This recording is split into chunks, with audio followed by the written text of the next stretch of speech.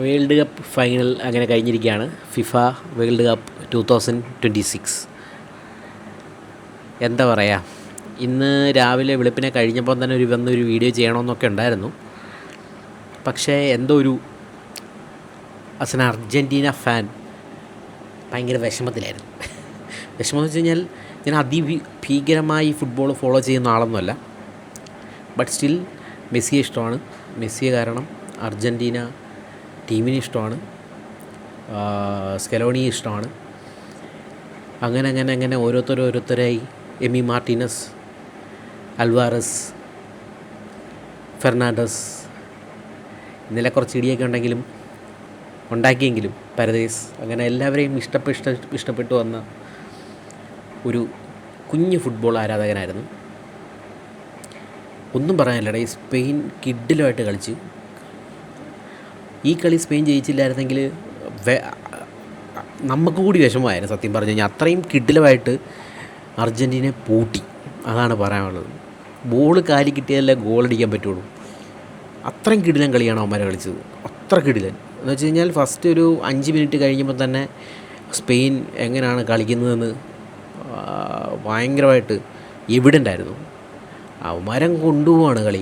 അതിനുശേഷം ഒരു 10 മിനിറ്റ് കഴിഞ്ഞപ്പോഴത്തേക്ക് അർജൻറ്റീന കംപ്ലീറ്റ് ബസ് പാർക്ക് ചെയ്യുന്ന പോലെ ആയിപ്പോയി. ലൈക്ക് മൊത്തത്തിലങ്ങ് ഒതുങ്ങി ഡിഫെൻഡിങ്ങിലേക്ക് മാറി. ഇംഗ്ലണ്ടുമായിട്ടുള്ള കളിയിൽ ഒരുപാട് 10 മിനിറ്റിൽ തന്നെ ഒരു 15 പെനാൽറ്റി അല്ലെങ്കിൽ ഫൗളും എല്ലാം വന്നായിരുന്നു. പെനാൽറ്റി അല്ല, ഫൗളുകൾ വന്നായിരുന്നു. പക്ഷേ ഇതിനകത്ത് അങ്ങനെ ഉണ്ടായിരുന്നില്ല. ഫൗളുകളൊക്കെ ഉണ്ടായിരുന്നു, ഇല്ലെന്നല്ല, ബട്ട് സ്റ്റിൽ അത് കുറവായിരുന്നു.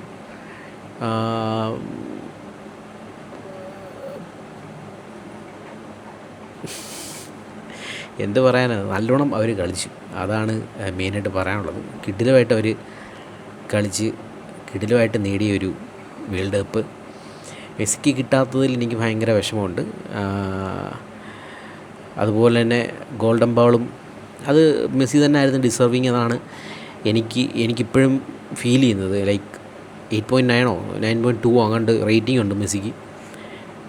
ഗോളുകളുടെ അസിസ്റ്റ് 4, ഗോളുകൾ 8, പ്ലേ മേക്കർ, കറക്റ്റ് ആയിട്ടുള്ള പാസുകൾ, ചാൻസസ് ക്രിയേറ്റഡ്, അങ്ങനെ ഒരുപാട് ഓപ്ഷൻസ്, ഒരുപാട് കാര്യങ്ങൾ ചെയ്ത് മെസ്സി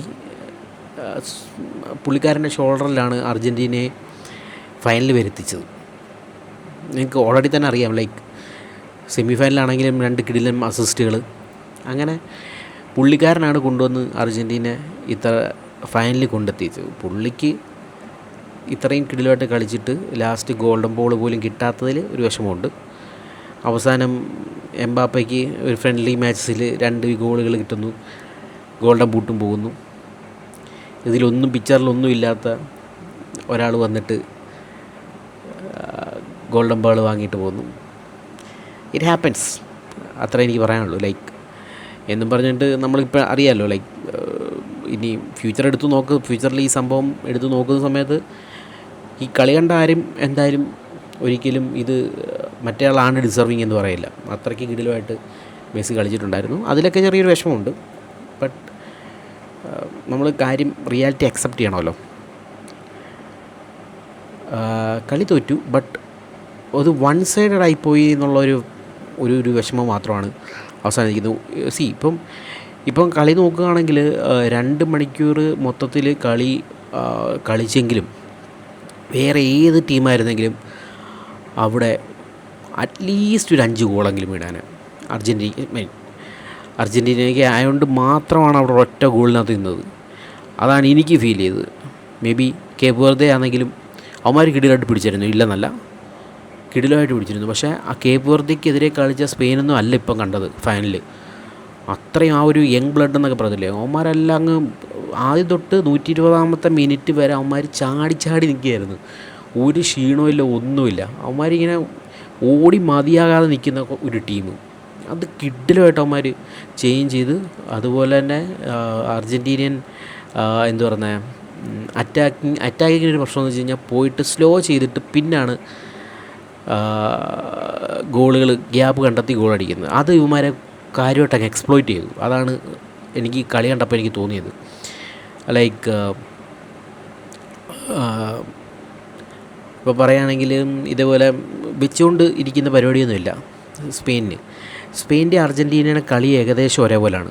പാസ് കൊടുത്താണ് കയറുന്നത്. അതുകൊണ്ട് തന്നെ പാസ് എങ്ങനെ ടാക്കിൾ ചെയ്യണമെന്ന് അവന്മാർക്ക് ക്ലിയറായിട്ട് ഐഡിയ ഉണ്ടായിരുന്നു.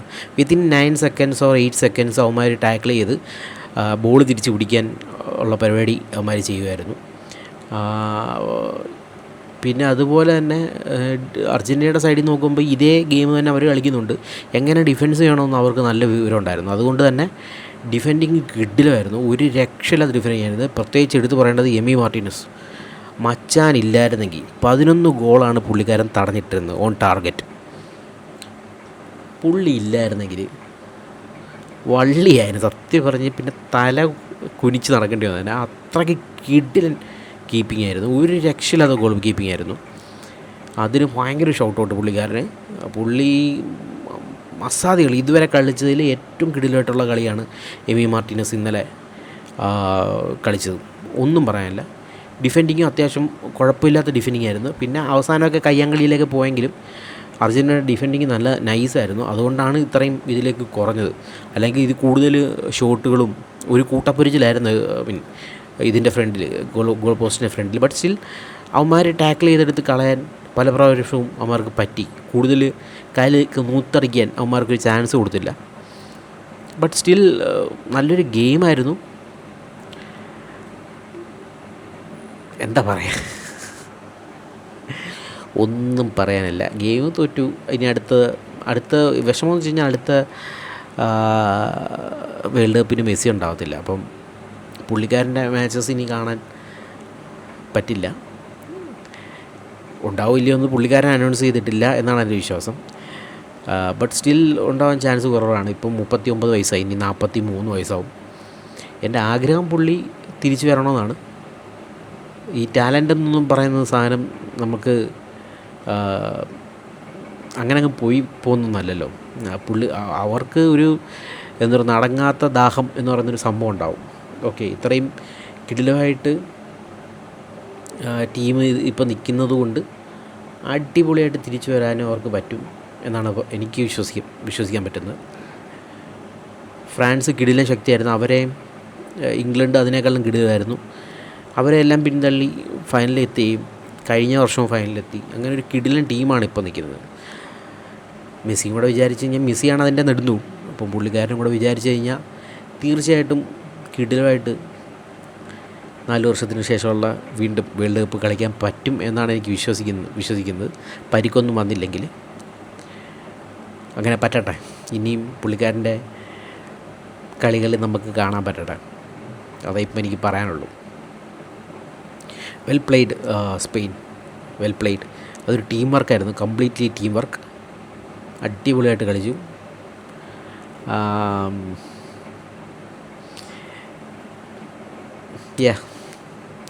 അപ്പോൾ വേൾഡ് കപ്പ് എന്താ പറയുക, വീഡിയോസിന് ഇപ്പോൾ തൽക്കാലത്തേക്ക് ദ എൻഡ്.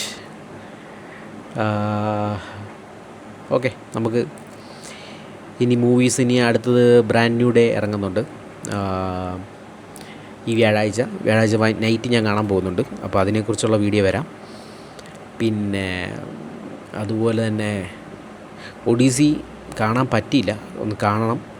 അത് ഈ ഐമാക്സിൽ പോയി കാണണമെന്നായിരുന്നു ആഗ്രഹം. പക്ഷേ ഇവിടുത്തെ ഐമാക്സിൽ അങ്ങനെ ബെറ്റർ റെസൊല്യൂഷൻ അല്ല, അല്ലെങ്കിൽ ബെറ്റർ ക്വാളിറ്റി പ്രിൻ്റ് അല്ല വന്നേക്കുന്നതെന്ന് അറിഞ്ഞപ്പം ആകെ ഒന്ന് മനസ്സ് മടുത്ത്. അതുകൊണ്ടാണ് പോകാൻ നിൽക്കുന്നത്. പിന്നെ കുറച്ച് തിരക്കുകളൊക്കെ ഉണ്ട്. അപ്പം ഐമാക്സിന് ഒടുക്കത്തെ റേറ്റും ടിക്കറ്റിന്. അപ്പോൾ അതൊന്ന് സെറ്റായിട്ട് ഐമാക്സിൽ തന്നെ പറ്റുമെങ്കിൽ പോയി കാണണം. പിന്നെ അവഞ്ചേഴ്സിൻ്റെ ഡൂംസ്ഡേയുടെ ട്രെയിലർ ഇന്ന് ലോഞ്ച് ചെയ്തിട്ടുണ്ട്. കിട്ടില്ല ട്രെയിലർ, ഒരു രക്ഷയില്ലാത്ത ട്രെയിലറാണ്.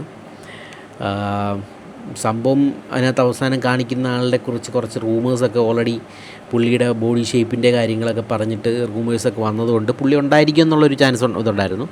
അത് വെളിയിൽ ഓൾറെഡി ഔട്ടായതുകൊണ്ട് തന്നെ ആയിരിക്കും അവർ ഫസ്റ്റ് ട്രെയിലറിനെ പുള്ളിയെ തന്നെ ഇറക്കി വിട്ടേക്കുന്നത്. ഇനി അടുത്തുള്ള ഒരു ട്രെയിലർ ഒരെണ്ണം വരാൻ ചാൻസ് ഉണ്ട്. ലൈക്ക് എന്താ പറയുക, മേ ബി റിലീസിന് 1 വീക്ക് മുന്നോ 1 മന്ത് മുന്നോടെ ഒരു ട്രെയിലറും കൂടെ കാണാൻ ചാൻസ് ഉണ്ട്. അന്ന് എന്തായാലും കൂടുതൽ ഡീറ്റെയിൽ ആയിട്ട് റിലീസ് ചെയ്യുമെന്ന് തോന്നുന്നു. പിന്നെ അതുപോലെ തന്നെ ഡോക്ടർ ധൂമിൻ്റെ എന്താ പറയുക, കൂടുതൽ pictures like face and all. ഇപ്പോൾ ഇതുവരെ എല്ലാം വന്നിരിക്കുന്ന AI വീഡിയോസിലെല്ലാം തന്നെ മാസ്ക് മാറ്റം കാണുന്ന അയൺമാൻ്റെ അല്ലെങ്കിൽ ടോണി സ്റ്റാർക്കിൻ്റെ ഫേസാണ്. പക്ഷേ അങ്ങനെ ആയിരിക്കില്ല ധൂമിൻ്റെ ഫേസ് എന്നാണ് എൻ്റെ ഒരു ഫീൽ. ലൈക്ക് ഒന്നെങ്കിൽ വേറെ എന്തെങ്കിലും പ്രോസ്തറ്റിക്കോ അങ്ങനെ എന്തെങ്കിലും പരിപാടി പിടിക്കും, അതല്ലെങ്കിൽ തന്നെ മൊത്തത്തിൽ ഇത് വ്യത്യാസമായിരിക്കും, ലുക്ക് വ്യത്യാസമായിരിക്കും RDJയുടെ എന്നാണ് എനിക്ക് തോന്നുന്നത്. എന്തായാലും നോക്കാം. അപ്പം ദാറ്റ്സ് ഇറ്റ് ഗൈസ്. നമുക്ക് അടുത്തൊരു വീഡിയോയിൽ കാണാം. ഞാൻ ചാനലിൻ്റെ പേരൊന്ന് മാറ്റിയാലോ എന്നൊരു ആലോചന ഉണ്ട്. എന്താണ് നിങ്ങളുടെ അഭിപ്രായം? ലൈക്ക് സ്ക്രീൻ ഗേസർ എന്ന് പറയുന്നത് അത്രത്തോളം ആൾക്കാർക്ക് ക്യാച്ച് ചെയ്യാൻ പറ്റുന്നില്ലെന്ന് തോന്നുന്നു. കാരണം സബ്സ്ക്രൈബേഴ്സ് അങ്ങനെ കിട്ടുന്നില്ല. മേ ബി കണ്ടൻറ്റിൻ്റെ ആവാം. ഞാൻ എന്താണ് ബെറ്റർ ആക്കേണ്ടത്? ചാനലിൻ്റെ പേര് മാറ്റണോ അതോ കണ്ടൻറ്റിൻ്റെ സ്റ്റൈൽ ഓഫ് റെൻഡറിങ് മാറ്റണോ? എന്ത് ചെയ്യണം എന്ന് നിങ്ങൾ ഒന്ന് പറഞ്ഞു താ, നമുക്ക് നോക്കാം. പറ്റുന്നതൊക്കെ ആണെങ്കിൽ തെറ്റുകൾ തിരുത്തിയിട്ട്, നമ്മളെപ്പോഴും എല്ലാവരും മികച്ചതായിട്ട് വരുന്നില്ലല്ലോ. നമ്മൾ തെറ്റുകൾ തിരുത്തിയല്ലേ എല്ലാവരും ബെറ്റർ ആവുന്നത്. എന്തെങ്കിലും മാറ്റി റെഡിയാക്കണമെങ്കിൽ നിങ്ങൾ പറയും, നമുക്ക് നോക്കാം. Okay, bye.